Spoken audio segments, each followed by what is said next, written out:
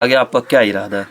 आगे मैं चाहती हूँ कि शिक्षा को देखते हुए कि शिक्षा का बहुत कम मतलब अभाव है, देखते हुए मेरे गांव में बहुत कम शिक्षा है, तो इसलिए मैं शिक्षक बनना चाहती हूँ। मेरा तो यही कहना है कि ज़रूरी नहीं कि इंसान रात भर जाकर ही पढ़ाई करे, वो बस जो 4 घंटा पढ़े या 5 घंटा पढ़े, बस उसे पूरी मगन से पूरी ध्यान से पढ़े, ये मायने रखता है।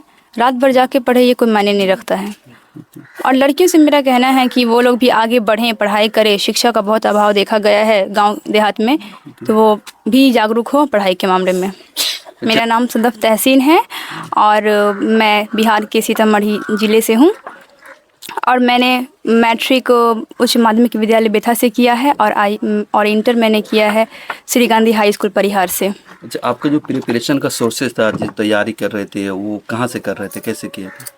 मैं घर पे ही बैठ के पढ़ाई की हूँ यहीं पे, और बस थोड़ा सा यूट्यूब का सहारा ली थी। अच्छा, कोई कोचिंग वगैरह ऑफलाइन?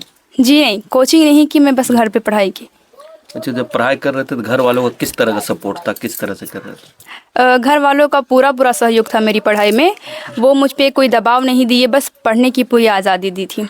अच्छा, रिजल्ट आने के बाद घर वालों का जो एक खुशी का माहौल होता है, एक फीलिंग होती है, एहसास होता है, वो किस तरह का रहा, किस तरह का उन लोग का रिएक्शन कैसा रहा? वे लोग बहुत खुश थे, मतलब वो लोग कहते थे कि मतलब मुझ पे जो कोई दबाव नहीं दिया गया उसका आज परिणाम मिल गया है। बहुत ज़्यादा खुश थे ये लोग। आगे आपका क्या इरादा है? आगे मैं चाहती हूँ कि शिक्षा को देखते हुए कि शिक्षा का बहुत कम मतलब अभाव है, देखते हुए मेरे गांव में बहुत कम शिक्षा है, तो इसलिए मैं शिक्षक बनना चाहती हूँ। अच्छा, तो फिर कोई बड़ी यूनिवर्सिटी, सेंट्रल यूनिवर्सिटी वगैरह जाने का इरादा है, ऐसा कुछ? जी, आप शिक्षक बनेंगे तो जाना ही पड़ेगा ना। आप नंबर बताए, कितना नंबर आया था? मेरा 448 नंबर है। 448। जी। तो आप जब वहाँ सवालात वगैरह लिख रहे थे, हल कर रहे थे, तो वो आपको कितना आसान लग रहा था, कितना टफ लग रहा था? बहुत आसान लग रहा था, मुझे तो लग रहा था कि मेरा कुछ ज़्यादा और नंबर आता, अच्छा। क्योंकि आज क्वेश्चन को देखिए क्योंकि बहुत आसान था और मैंने पूरा हल किया था। अच्छा, तो आपका आगे चल के शिक्षक बनने का ही सपना है? जी। यूनिवर्सिटी वगैरह जाने का इरादा हो, जैसे सेंट्रल यूनिवर्सिटी है दिल्ली वगैरह कहीं, या यहीं रहने का इरादा? नहीं, जाने का तो इरादा है, अच्छा। क्योंकि आगे पढ़ेंगे तो बाहर तो रह के पढ़ना ही पड़ेगा ना। जी। और आपके वालिद साहब क्या करते थे? वालिद साहब कारीगर हैं, अहमदाबाद में रहते हैं। अच्छा, और जी। भाई वगैरह घर पे? मेरे पास मैं कुल 4 भाई बहन हूँ, मैं 2 बहन और 2 भाई हूँ, और मेरा भाई है जो 9th में पढ़ता है। वैसे आपकी जो दिलचस्पी, आपका इंटरेस्टेड किस सब्जेक्ट में, कोई स्पेसिफिक कोई सब्जेक्ट हो? ज़्यादा तो उर्दू में है, वैसे जियोग्राफी भी मुझे पसंद है। तो ये जो आपको जो कामयाबी मिला, इसका क्रेडिट आप किसे देंगे?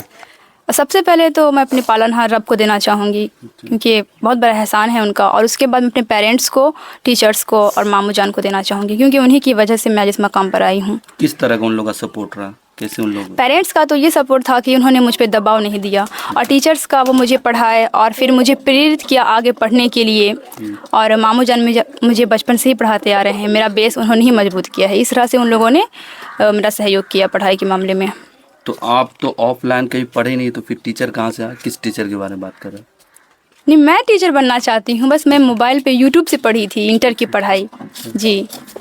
तो अभी जैसे रमज़ानुल मुबारक का महीना चल रहा है, तो इसमें आपके पढ़ना का शेड्यूल क्या था, किस तरह पढ़ते थे, कितने घंटे? नहीं, रमज़ान तो अब आया है ना, मतलब पहले मैं लगभग 7.5 घंटा पढ़ती थी। अच्छा। मतलब एग्ज़ाम के बाद ना रमज़ान आया है। मेरे पढ़ने का एक शेड्यूल था कि 1 घंटा मतलब ये सब्जेक्ट ज्योग्राफी पढ़ना है, तो फिर जैसे 10 बजे से ज्योग्राफी पढ़ना है, तो 11 बजे फिर साइकोलॉजी पढ़ना है, 12 बजे ये किताब पढ़ना है, फिर खाना खाना है। मतलब ऐसे मैंने शेड्यूल बनाया था पढ़ाई का। तो जैसे आपके बाद जो इस तरह से उनको तैयारी करनी चाहिए? मेरा तो यही कहना है कि ज़रूरी नहीं कि इंसान रात भर जाकर ही पढ़ाई करे, वो बस जो 4 घंटा पढ़े या 5 घंटा पढ़े, बस उसे पूरी मगन से पूरी ध्यान से पढ़े, ये मायने रखता है। रात भर जाके पढ़े ये कोई मायने नहीं रखता है। और लड़कियों से मेरा कहना है कि वो लोग भी आगे बढ़ें, पढ़ाई करें। शिक्षा का बहुत अभाव देखा गया है गांव देहात में, तो वो भी जागरूक हो पढ़ाई के मामले में। अच्छा, ये होने के बाद कोई नेता वगैरह आपसे मिलने आया, नो नेता वगैरह? जी नहीं, बस 2 मीडिया वाला आया था। अच्छा, चलिए, बहुत शुक्रिया, थैंक यू सो मच।